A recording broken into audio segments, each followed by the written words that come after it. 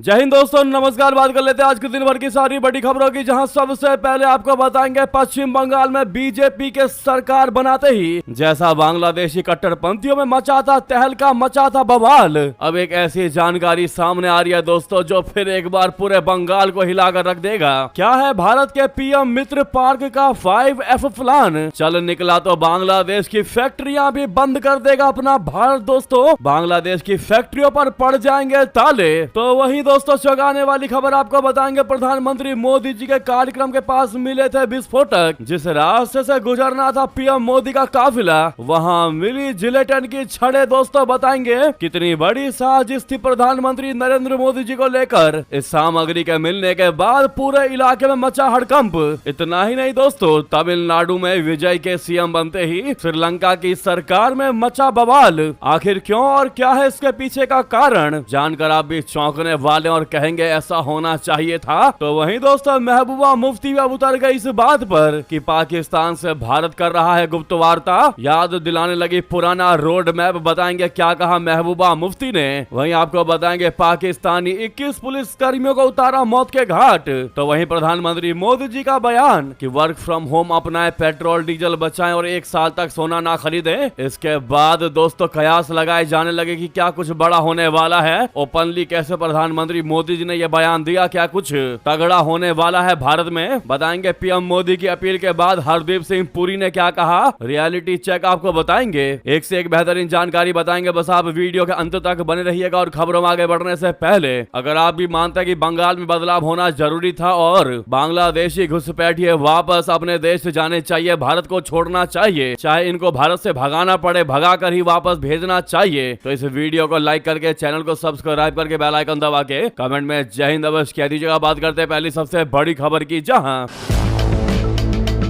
प्रधानमंत्री नरेंद्र मोदी जी ने वारंगल बोले तो तेलंगाना में भारत के पहले पीएम मित्र पार्क का उद्घाटन कर वैश्विक कपड़ा बाजार में एक बड़े बदलाव का शंखनाद कर दिया। 1695.54 करोड़ रुपए की लागत और 1327 एकड़ में फैला यह पार्क केवल एक औद्योगिक क्षेत्र नहीं बल्कि बांग्लादेश और वियतनाम जैसे देशों के टेक्सटाइल वर्चस्व को सीधी चुनौती है। वैसे ही बांग्लादेश पश्चिम बंगाल में बीजेपी की सरकार आने के बाद डरा हुआ है, उसकी हालत खराब है दोस्तों। कट्टरपंथियों में तो तहलका मचा हुआ है। इस बीच अब तेलंगाना से प्रधानमंत्री मोदी ने सबसे बड़ा ऐलान करके फिर एक बार बांग्लादेश को हिला डाला, उसकी हालत खराब कर दी। दोस्तों बता दें फार्म टू फॉरेन के 5F विजन के साथ भारत अब कच्चे माल के निर्यातक से बदलकर तैयार कपड़ों के वैश्विक हब बनने की राह पर है। जानकारों का मानना है कि वारंगल से शुरू हुई यह क्रांति बांग्लादेश के कपड़ा बाजार के लिए डेड एंड साबित हो सकती है। वारंगल में प्रधानमंत्री मित्र पार्क का उद्घाटन केवल एक फैक्ट्री का खुलना ही नहीं है बल्कि यह बांग्लादेश के उस एकाधिकार को खत्म करने की शुरुआत है जो उसने पिछले 2 दशकों में बनाया था। यदि भारत के साथ वह पार्क इसी गति से शुरू हो गए तो आने वाले समय में दुनिया के हर बड़े स्टोर पर मेड इन बांग्लादेश की जगह मेड इन इंडिया का लेबल दिखाई देगा। बांग्लादेश के साथ सबसे बड़ी समस्या यह है कि वहां कपड़ा उद्योग बिखरा हुआ है। पीएम मित्र पार्क में स्पिनिंग, बुनाई, प्रोसेसिंग, प्रिंटिंग से लेकर गारमेंटिंग तक एक ही परिसर में होगा। इससे लॉजिस्टिक्स लागत में भारी कमी आएगी, जिससे भारतीय कपड़े वैश्विक बाजार में बांग्लादेशी कपड़ों से कहीं ज्यादा सस्ते और प्रतिस्पर्धी हो जाएंगे। दोस्तों भारत के पास कपास का विशाल भंडार है।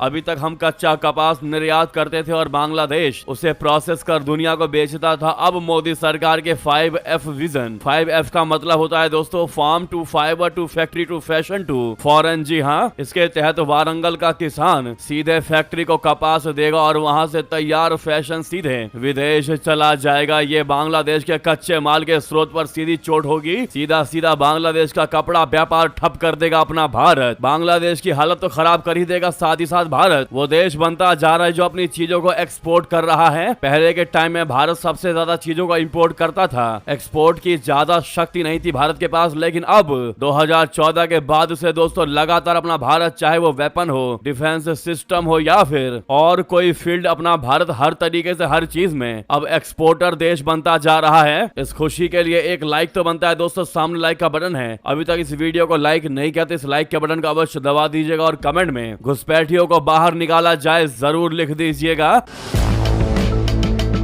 तो वहीं आपको बता दें चौंका देने वाली खबर दोस्तों, जहां प्रधानमंत्री नरेंद्र मोदी जी को जिस रास्ते से गुजरना था उनका काफिला वहां मिली जिलेटिन की छड़ें। दोस्तों बता दें विस्फोटक बनाने में किया जाता है इस जिलेटिन छड़ों का इस्तेमाल, यानी कि पीएम मोदी के कार्यक्रम के पास विस्फोटक मिले हैं। दोस्तों आपको बता दें बेंगलुरु पुलिस ने इसकी बड़ी जानकारी दी है। दरअसल प्रधानमंत्री नरेंद्र मोदी जी के बेंगलुरु दौरे से पहले बड़ा सुरक्षा अलर्ट जारी किया गया है। शहर के बाहरी इलाके में उस रास्ते के पास जिलेटिन स्टिक बरामद की गई है जहां से प्रधानमंत्री का काफिला गुजरने वाला था। घटना के बाद पुलिस और सुरक्षा एजेंसियां तुरंत एक्टिव हो गई हैं और पूरे इलाके में सर्च ऑपरेशन चलाया गया। जानकारी के मुताबिक ये मामला बेंगलुरु के कगलीपुरा इलाके के पास सामने आया। यहाँ थाथागुनी इलाके में सड़क किनारे संदिग्ध विस्फोटक सामग्री मिली है। ये इलाका आर्ट ऑफ लिविंग फाउंडेशन के कार्यक्रम स्थल के प्लेस के नजदीक बताया जा रहा है जहां प्रधानमंत्री मोदी जी को शामिल होना था। दोस्तों पुलिस ने मौके से 2 जिलेटिन स्टिक बरामद की। शुरुआती जांच में माना जा रहा है कि इन्हें जानबूझकर वहां रखा गया है। हालांकि जांच एजेंसियां अभी ये पता लगाने में जुटी हैं कि विस्फोटक सामग्री वहां कैसे पहुंची और इसके पीछे किसका हाथ है। इस मामले में पुलिस ने एक संदिग्ध व्यक्ति को हिरासत में लिया है। बताया जा रहा है कि इसी व्यक्ति ने पहले पुलिस को फोन कर HAL एयरपोर्ट और आर्ट ऑफ लिविंग सेंटर के पास धमाके की चेतावनी दी थी। सूचना मिलने के बाद सुरक्षा एजेंसियों ने तुरंत जांच शुरू की। बाद में पीएम के रूट के पास जिलेटिन स्टिक मिलने से मामला गंभीर हो गया। फिलहाल दोस्तों जांच जारी है। अब देखना ये होगा आखिर इसके पीछे कौन था, किसकी यह बड़ी साजिश थी। जी हाँ दोस्तों,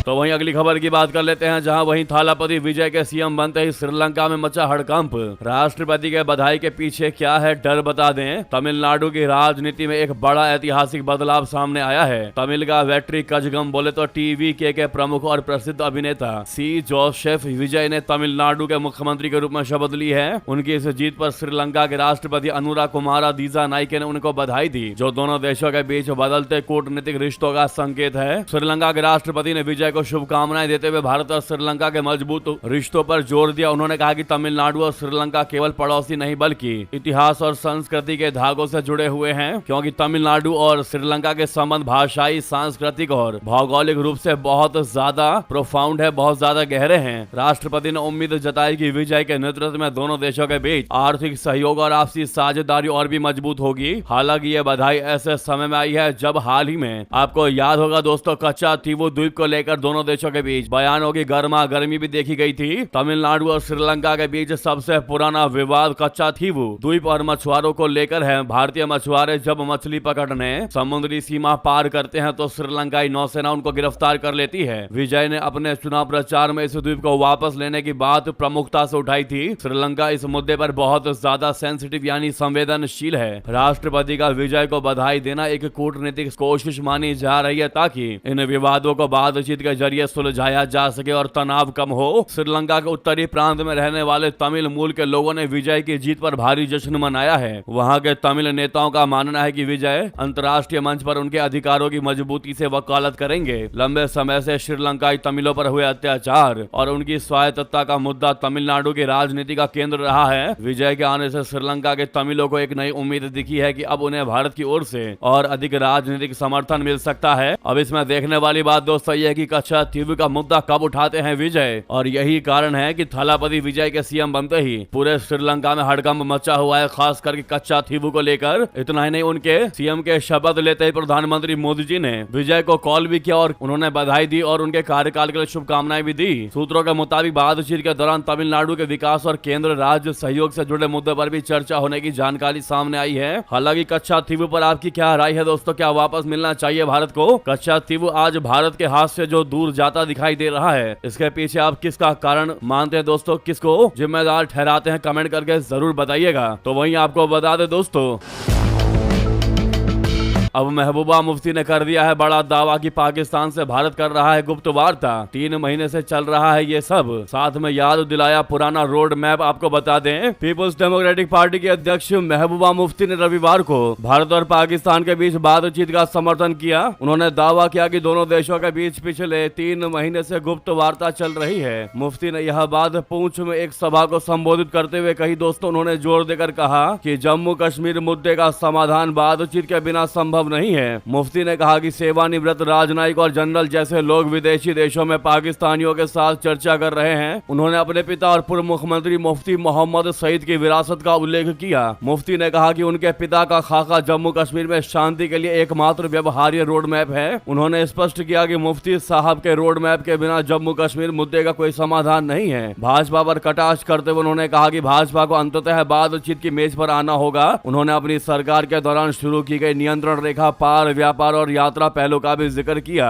महबूबा मुफ्ती ने बताया कि रावलकोट मार्ग आर्थिक गतिविधि बढ़ाने और हिंसा कम करने के लिए खोला गया था। उन्होंने दुख व्यक्त किया कि यह मार्ग भी बंद कर दिया गया है। यानी दोस्तों महबूबा मुफ्ती ने क्लियरली कहा है कि जो रिटायर्ड राजनयिक हैं और जनरल जैसे लोग विदेशी देशों में जाकर पाकिस्तानियों के साथ चर्चा कर रहे हैं। लगातार 2 दिन से ऐसी रिपोर्ट चल रही है कि इनकी आपस में बात हो रही है अंदर खाने। जी हाँ दोस्तों, अब महबूबा मुफ्ती का भी ये बयान सामने आया है जो इन बातों की पुष्टि करता दिखाई दे रहा है। हालांकि छोटे स्तर पर बातचीत तब शुरू की जाती है जब लगता है कि अगले देश से ये पूछ लेना चाहिए कि अकड़ अब ढीली हुई या नहीं हुई, क्योंकि सरकार से सरकार तो बात कर ही नहीं रही दोस्तों। छोटी लेवल के बातचीत में यही होता है कि बात शुरू होते ही वहीं खत्म हो जाती है और अगर बढ़नी होती है तो आपस में बात करने के तरीके से पता चल जाता है कि अब बात को आगे बढ़ाना चाहिए या फिर यहीं पर विराम लगा देना चाहिए। वहीं आपको अगली खबर बता दें,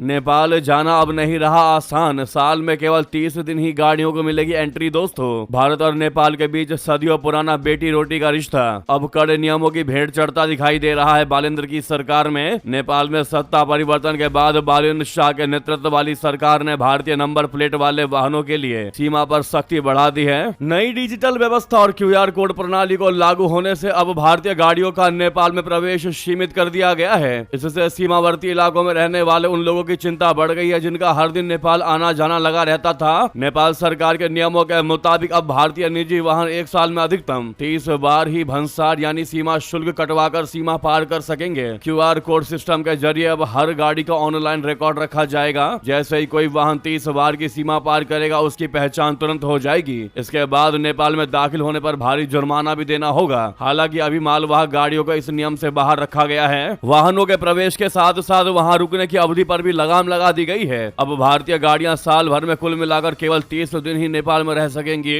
अगर कोई वाहन इस समय सीमा से ज्यादा वहां रुकता है तो भारी जुर्माना वसूला जाएगा। बाइक के लिए 2000 नेपाली रुपए और कारों के लिए 2500 नेपाली रुपए प्रतिदिन के हिसाब से जुर्माना तय किया गया है, जो आम जनता की जेब पर भारी पड़ेगा। दोस्तों साथ में अगर नियम तोड़ा तो गाड़ी को भी जब्त कर लेगी नेपाल की सरकार। दोस्तों नेपाल में हुए इन बदलाव के बीच हर एक भारतीय और नेपाली लोग भी ये उम्मीद लगाकर बैठे थे कि ये बालेंद्र सरकार भारत के साथ अच्छे रिश्ते रखेगी। जो पुराना रिश्ता चला आ रहा है रोटी बेटी का वो बना रहेगा। लेकिन जैसे जैसे दिन आगे बढ़ते जा रहे हैं दोस्तों और जैसे जैसे इनका रवैया देखा जा रहा है भारत के खिलाफ, ऐसे में हमें नहीं लगता कि ये इन रिश्तों में मधुरता लेकर आएंगे। उल्टा सुनने जैसे कार्य करते दिखाई दे रहे हैं बालेंद्र शाह। क्या है इस पर आपकी राय दोस्तों जरूर कमेंट करके बताइएगा भारत और नेपाल के रिश्तों को लेकर।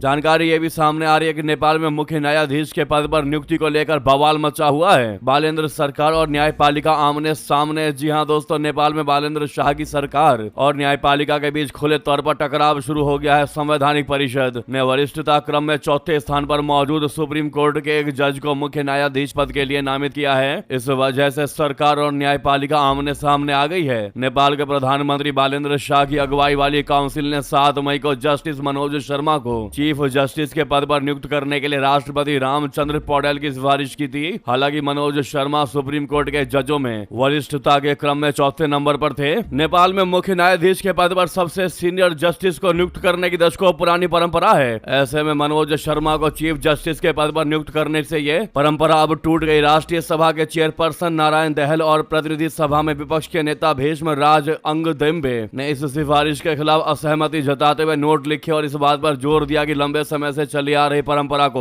नहीं तोड़ा जाना चाहिए। वहीं दोस्तों एक तरफ जहां पर भारत के साथ रिश्तों में तनाव पैदा कर रहा है बालेंद्र शाह, वहीं दूसरी तरफ प्रधानमंत्री नरेंद्र मोदी जी के ही फॉर्मूलों का कॉपी कर रहा है। दोस्तों अब आप कहेंगे ऐसा कौन सा फॉर्मूला है जिसको कॉपी किया जा रहा है नेपाल में। दरअसल नेपाल की राजनीति में बालेंद्र शाह अपने लगातार नए नए फैसलों से सबको चौंका रहे हैं। भारतीय प्रधानमंत्री नरेंद्र मोदी जी अक्सर मन की बात या डिजिटल पोर्टल के जरिए बजट से पहले जनता से सुझाव मांगते हैं। अब बालेंद्र शाह ने भी उसी स्टाइल को अपनाते हुए एक पब्लिक पोर्टल लॉन्च किया है। इस पहल को जबरदस्त रिस्पांस भी मिला और महज 24 घंटे के भीतर 5000 से ज्यादा लोगों ने अपनी राय भेजी। लोग इसे सीधे तौर पर पीएम मोदी के जन भागीदारी मॉडल की कॉपी मान रहे हैं। अब तक बजट और सरकारी नीतियां बंद कमरों में अधिकारी तय करते थे, लेकिन बालेंद्र शाह ने इस डिजिटल पोर्टल के जरिए आम नेपाली नागरिक को सीधे सरकार से जोड़ दिया है। चाहे वो देश में हो या विदेश में, हर कोई बता सकता है कि उसे शिक्षा में सुधार चाहिए या स्वास्थ्य में। सेम टू सेम प्रधानमंत्री नरेंद्र मोदी जी के फॉर्मूले को कॉपी किया है दोस्तों बालेंद्र शाह ने। लेकिन वही भारत के साथ रिश्ता भी नहीं रखना चाहता, यानी इससे हमारा मतलब यह है कि भारत के साथ रिश्तों में लगातार तनाव भी पैदा कर रहे हैं। इस पर आप क्या जवाब देना चाहते हैं दोस्तों? आपकी राय क्या है? लेकिन सामने लाइक का बटन अभी तक लाइक नहीं किया तो इस वीडियो को लाइक जरूर करिएगा, वहीं बता दें। बहुत बड़ी खबर, पाकिस्तान में विद्रोहियों का अब तक का सबसे बड़ा हमला, 21 पुलिसकर्मियों की मौत की खबर बता दे। पाकिस्तान के खैबर पख्तूनख्वा प्रांत में शनिवार का दिन बेहद ही खौफनाक रहा। अफगानिस्तान सीमा से सटे बन्नू जिले में विद्रोहियों ने एक पुलिस चौकी को निशाना बनाकर भीषण हमला कर दिया, जिसमें 21 पुलिसकर्मियों की जानें चली गई। हमलावरों ने पहले बारूद से भरी कार में धमाका किया और फिर अंधाधुंध गोलीबारी कर दी। इस हमले की जिम्मेदारी इत्तेहाद उल मुजाहिदीन पाकिस्तान नाम के गुट ने ली है। धमाका दोस्तों इतना जोरदार था कि पुलिस चौकी पूरे तरीके से मलबे में तब्दील हो गया। इस घटना के बाद पूरे इलाके में दहशत का माहौल है और अस्पतालों में इमरजेंसी घोषित कर दी गई है। यह हमला इतना सुनियोजित था कि पुलिस कर्मियों को संभलने तक का मौका नहीं मिला। आत्मघाती हमलावर ने विस्फोटक से भरी गाड़ी को चौकी से टकरा दिया, जिससे पूरी इमारत ढह गई। सिर्फ चारों तरफ ईंटें और जला हुआ सामान और गाड़ियों का मलबा ही बिखरा नजर आ रहा है, उसके अलावा कुछ भी दिखाई नहीं दे रहा दोस्तों। वहीं इन विद्रोहियों से लड़ने के बजाय आसिम मुनीर लगातार भारत को ही चेतावनियां दे रहा है। आपको बता दें, उसने फिर भारत को नई धमकी दी, कहा इंशाल्लाह भारत को कड़ा और दर्दनाक जवाब देंगे। जी हां, पाकिस्तान के chief of defence forces CDF field marshal Asim Munir ने रविवार को भारत के साथ पिछले साल हुए संघर्ष को दो विचारधाराओं के बीच की लड़ाई करार दिया। मुनीर ने रावलपिंडी में पाकिस्तानी सेना के मुख्यालय में मार्काए हक की पहली सालगिरह के अवसर पर आयोजित एक समारोह को संबोधित करते हुए दावा किया कि संघर्ष के दौरान पाकिस्तान की रणनीति भारत की रणनीति से श्रेष्ठ थी। पिछले साल 22 अप्रैल को दक्षिण कश्मीर के पहलगाम में आतंकवादियों द्वारा 26 लोगों की हत्या किए जाने के जवाब में भारत ने 6-7 मई 2025 की दरमियानी रात को ऑपरेशन सिंदूर शुरू किया और इसके तहत पाकिस्तान और पाकिस्तान के कब्जे वाले कश्मीर में स्थित 9 आतंकी ठिकानों पर हवाई हमले किए थे, जिसमें कम से कम 100 आतंकवादी मारे गए। भारत की इस कार्रवाई के बाद लगातार आसिम मुनीर और शहबाज शरीफ अपने दर्द को छुपाते फिर रहे थे दोस्तों, और झूठ पर झूठ बोलते दिखाई दे रहे थे। अब आसिम मुनीर ने कहा है कि हमारे दुश्मनों को यह जान लेना चाहिए कि अगर भविष्य में पाकिस्तान के खिलाफ किसी भी तरह की हिमाकत की गई तो इस बार युद्ध के नतीजे सीमित नहीं होंगे, बल्कि बेहद ही व्यापक, खतरनाक, दूरगामी और दर्दनाक होंगे। हम आतंकवाद के खिलाफ ये जंग बड़े ही सब्र और बहादुरी के साथ लड़ रहे हैं। इंशाल्लाह पाकिस्तानी सरकार जल्द ही आतंकवाद के खिलाफ जारी इस जंग को कामयाबी के साथ खत्म करेगी। दोस्तों, आतंकियों को पालने वाला देश भी आज आतंकवाद की बात कर रहा है, और जब आसिम मुनीर और शहबाज शरीफ आतंकवाद की बात करें तो आप यूं समझ लीजिए कि उस महीने में आतंकवाद को और तगड़ी फंडिंग दे रहा है शहबाज और मुनीर अपने आतंकवादियों को पालने के लिए। अगर आप भी मानते हैं कि भारत इन गिदड़ भभकियों से नहीं डरता तो मेरा भारत महान कमेंट में जरूर कह दीजिएगा। साथ ही साथ बता दें, वहीं पाकिस्तान की सेना और खुफिया एजेंसी ISI को लेकर पूर्व RAW यानी रॉ एजेंट लकी बिस्ट के दावों ने सोशल मीडिया और रणनीतिक हलकों में हलचल मचा दी है। लकी बिस्ट ने एक्स पर पोस्ट करके दावा किया है कि रावलपिंडी स्थित GHQ में पाकिस्तान सेना प्रमुख आसिम मुनीर और ISI चीफ आसिम मलिक के बीच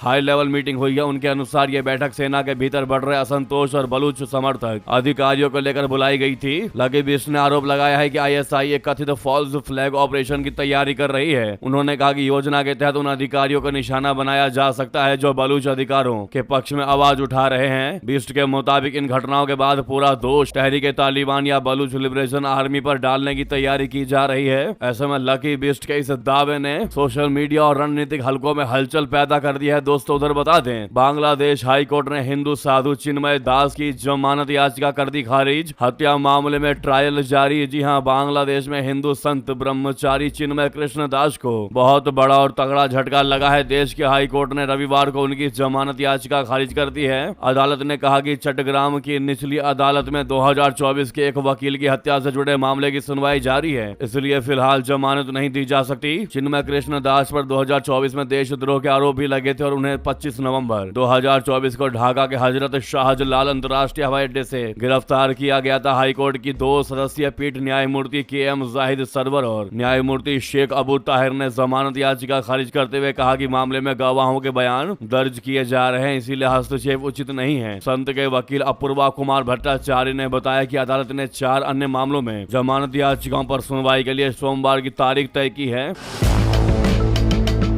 वहीं जयशंकर जी के त्रिनिदाद और टोबैगो दौरे से भारत कैरिबियाई रिश्तों को मिली नई मजबूती। शिक्षा, स्वास्थ्य और ऊर्जा सहयोग पर सबसे बड़ा फोकस। दोस्तों, भारत और कैरिबियाई देश त्रिनिदाद और टोबैगो के बीच रिश्तों को नई मजबूती मिली है। विदेश मंत्री जयशंकर जी की हालिया त्रिनिदाद और टोबैगो यात्रा को दोनों देशों के संबंधों के लिए अहम माना जा रहा है। इस यात्रा के बाद भारत के विदेश मंत्रालय के प्रवक्ता रणधीर जायसवाल जी ने सोशल मीडिया प्लेटफॉर्म एक्स पर पोस्ट कर दोनों देशों की साझेदारी को मजबूत और भविष्य के लिए बेहतर बताया। रणधीर जायसवाल जी ने अपने पोस्ट में कहा कि इतिहास, लोगों के आपसी संबंध और साझा आकांक्षाएं भारत और त्रिनिदाद टोबैगो को मजबूत रूप से जोड़ती है। उन्होंने कहा कि विदेश मंत्री जयशंकर जी की यात्रा के दौरान शिक्षा, पर्यटन, स्वास्थ्य, आयुर्वेद और ऊर्जा जैसे महत्वपूर्ण क्षेत्रों में सकारात्मक परिणाम सामने आए हैं। इससे दोनों देशों के बीच सहयोग को नई दिशा मिली है। वहीं आपको बता दें, फारस की खाड़ी में फिर हुआ हमला। कतर के पास ब्रिटेन के जहाज में लगी आग। दोस्तों, फारस की खाड़ी में जहाजों पर हमलों का खतरा लगातार बढ़ रहा है। रविवार को कतर के तट के पास एक मालवाहक जहाज पर अचानक हमला हुआ, जिसके बाद उसमें आग लग गई। ब्रिटेन की समुद्री सुरक्षा एजेंसी UKMTO ने इस घटना की जानकारी दी है। एजेंसी के मुताबिक जहाज को किसी अज्ञात हथियार या प्रोजेक्टाइल से निशाना बनाया गया। हमला होते ही जहाज में छोटी आग लग गई, लेकिन बाद में आग बुझा दी गई। राहत की बात यह रही कि इस घटना में कोई घायल नहीं हुआ। यह हमला कतर की राजधानी दोहा से करीब 43 किलोमीटर उत्तर पूर्व में हुआ। जहाज फारस की खाड़ी के समुद्री रास्ते से गुजर रहा था, तभी उस पर यह हमला किया गया है। वहीं दोस्तों, ईरान अमेरिका की बातचीत में फिर पाकिस्तान की एंट्री। इस दलाल देश के जरिए अमेरिकी प्रस्ताव का भेजा ईरान ने जवाब। क्या अब खत्म हो जाएगी मध्य पूर्व की जंग? बता दें, ईरान की सरकारी न्यूज एजेंसी IRNA के मुताबिक युद्ध खत्म करने के अमेरिका के प्रस्ताव पर ईरान का जवाब मध्यस्थ पाकिस्तान के जरिए भेज दिया गया है। रविवार को आई रिपोर्ट में कहा गया है कि प्रस्तावित योजना के तहत बातचीत का पहला चरण दुश्मनी खत्म करने पर केंद्रित होगा। इसमें यह भी जोड़ा गया है कि तेहरान का जवाब खाड़ी और हरमुज जल डमरू मध्य में समुद्री सुरक्षा सुनिश्चित करने पर आधारित था। पाकिस्तान इस संदेश को अपने आका अमेरिका तक पहुंचाएगा। इसके बाद अमेरिका अपनी प्रतिक्रिया देगा। वहीं शहबाज शरीफ ने भी ये सेम टू सेम दावा किया है कि ईरान ने अमेरिका के शांति प्रस्ताव पर अपना जवाब भेज दिया है हमारे थ्रू। तो वहीं दोस्तों, ट्रंप के चीन दौरे से पहले अमेरिका का बड़ा एक्शन। 10 कंपनियों और लोगों पर लगा दिया प्रतिबंध। जी हां, अमेरिका ने ईरान के हथियार और ड्रोन कार्यक्रम को लेकर बड़ा कदम उठाया है। अमेरिकी ट्रेजरी विभाग ने 10 लोगों और कंपनियों पर नए प्रतिबंध लगा दिए। इनमें चीन और हांगकांग की कंपनियां शामिल हैं। अमेरिका का कहना है कि ये कंपनियां ईरान की ड्रोन, मिसाइल और हथियार बनाने में इस्तेमाल होने वाले सामान और तकनीक उपलब्ध करा रही थी। ये कार्रवाई ऐसे समय में हुई है अमेरिकी राष्ट्रपति डोनाल्ड ट्रंप जब 14 और 15 मई को चीन जाने वाले हैं। यहाँ उनकी मुलाकात चीन के राष्ट्रपति जिनपिंग से होगी। हालांकि चीन ने तारीख का ऐलान नहीं किया। इससे पहले ट्रंप नवंबर 2017 में बीजिंग गए थे। तो वहीं आपको बता दें दोस्तों, क्या कुछ होने वाला है बड़ा भारत में। प्रधानमंत्री मोदी जी की अपील के बाद हरदीप पुरी का बयान। कहा 1 लाख करोड़ का घाटा। क्या है जानकारी, आपको बता दें। प्रधानमंत्री नरेंद्र मोदी जी ने जब देशवासियों से पेट्रोल डीजल बचाने और कोविड युग जैसी सावधानी बरतने को कहा, तो कई लोगों को लगा कि ये सिर्फ एक सामान्य सलाह है। लेकिन केंद्रीय मंत्री हरदीप सिंह पुरी के ताजा आंकड़ों ने हड़कंप मचा दिया है। पुरी ने खुलासा किया है कि सरकारी तेल कंपनियां इस समय रोज 1000 करोड़ का भारी नुकसान सह रही हैं। इस तिमाही में तेल कंपनियों का कुल घाटा 1 लाख करोड़ तक पहुंचने का अनुमान है। ये आंकड़े इशारे कर रहे हैं कि पर्दे के पीछे कुछ बहुत बड़ा हो रहा है। गृह मंत्री अमित शाह जी ने भी प्रधानमंत्री मोदी जी की इस अपील को आत्मनिर्भर भारत के लिए जरूरी बता दिया। दोस्तों, तेलंगाना के सिकंदराबाद में प्रधानमंत्री नरेंद्र मोदी जी ने लोगों से अपील की है कि सोना खरीदने से बचें। इस मौके पर प्रधानमंत्री मोदी जी ने करीब 9400 करोड़ रुपए की विभिन्न विकास परियोजनाओं का उद्घाटन और शिलान्यास भी किया। मोदी जी ने कहा कि पिछले 2 महीनों से हमारे पड़ोस में जंग चल रही है, जिसका असर दुनिया के साथ साथ भारत पर भी पड़ा है। उन्होंने कहा कि भारत के पास बड़े पैमाने पर तेल के भंडार नहीं है और युद्ध के चलते पेट्रोल, डीजल आदि के दाम आसमान छू रहे हैं। उन्होंने कहा कि मौजूदा परिस्थितियों में विदेशी मुद्रा बचाने पर विशेष जोर देने की आवश्यकता है, इसलिए ईंधन की बचत करना हम सभी की जिम्मेदारी है। उन्होंने नागरिकों से पेट्रोल और डीजल का इस्तेमाल कम करने और जहां संभव हो सार्वजनिक परिवहन का उपयोग करने की अपील की है। अब ऐसे में पीएम मोदी की अपील के बाद हरदीप सिंह पुरी ने बताया कि अंतर्राष्ट्रीय बाजार में कच्चे तेल, गैस और एलपीजी की कीमतें आसमान छू रही हैं। तेल कंपनियां महंगे दाम पर कच्चा माल खरीद रही हैं, लेकिन आम जनता को महंगाई से बचाने के लिए वे पेट्रोल, डीजल और गैस को पुरानी या कम कीमतों पर बेच रही है। सरकार ने एक्साइज ड्यूटी घटाकर भी राहत देने का प्रयास किया, जिससे सरकारी खजाने को महीने में 14,000 करोड़ का झटका लगा। लेकिन अब स्थिति यह है कि तेल कंपनियों की अंडर रिकवरी यानी लागत और बिक्री के बीच का अंतर 2 लाख करोड़ के पार जाने वाली है। मंत्री हरदीप सिंह पुरी ने प्रधानमंत्री मोदी जी की अपील को जन आंदोलन में बदलने का आह्वान किया है। जानकारों का मानना है कि सरकार सीधे तौर पर कीमतें बढ़ाकर जनता पर बोझ नहीं डालना चाहती, इसलिए वो लोगों से खुद खपत कम करने की अपील कर रही है। अगर खपत कम नहीं हुई तो घाटा इसी तरह बढ़ता जाएगा और आने वाले समय में कड़े आर्थिक फैसले लिए जा सकते हैं। भारत अपनी आवश्यकता का 80% तेल आयात करता है, इसीलिए वैश्विक अस्थिरता का सीधा असर हमारी जेब पर पड़ता है। हरदीप सिंह पुरी का यह बयान एक चेतावनी की तरह है कि अगर हम अभी भी नहीं संभले और ऊर्जा संरक्षण को अपनी आदत नहीं बनाया तो देश की विदेशी मुद्रा भंडार और बैंकिंग सिस्टम पर इसका तगड़ा असर पड़ सकता है। दोस्तों, प्रधानमंत्री मोदी जी की अपील पर आपकी क्या राय है? क्या आप इस अपील को मानेंगे? क्या आप उनके इस कहे हुए बात को फॉलो करेंगे? जरूर कमेंट में लिखकर बताइएगा दोस्तों, क्योंकि संकट के समय में भारतीयों को एकजुट होकर खड़े रहना पड़ेगा, तभी अपना भारत संभल सकता है। इस मुद्दे पर जरूर कमेंट कीजिएगा दोस्तों, बताइएगा लिखकर कि हम भारत के साथ हैं। जरूर लिखिएगा। लगे हाथों वीडियो को लाइक करके, चैनल को सब्सक्राइब करके, बेल आइकन दबा के कमेंट में जय हिंद कह दीजिएगा। मिलता है अगली बड़ी खबर में, और जहां पर भी आपका ग्रुप हो व्हाट्सएप, फेसबुक, एक्स पर शेयर करना मत भूलिएगा दोस्तों। जय हिंद, जय भारत, जय श्री राम।